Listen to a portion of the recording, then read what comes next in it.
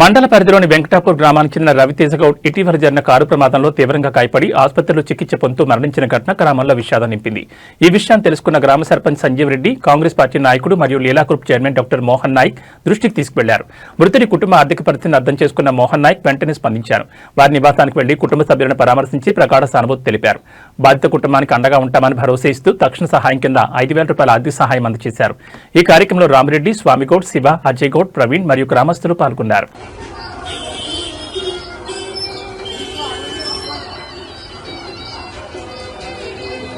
అందరు తాగున్నారు వీళ్ళందరూ.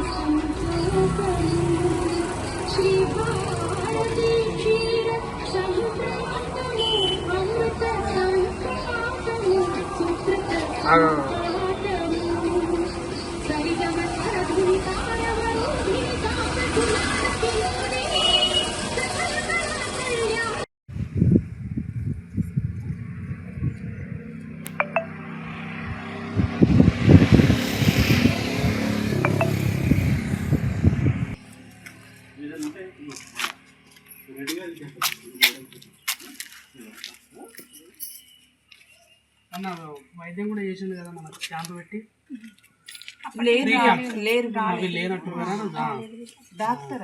డాక్టర్ మోహన్ నాయక్ గారు అని స్వచ్ఛంద సంస్థ అన్నీ చేస్తారు. ఇక నేను కూడా రమ్మని చెప్పింది, ఎందుకంటే మనకు కూడా బాధలలో ఒకసారి ఎంతో గొప్ప మా ఆయన కాడికి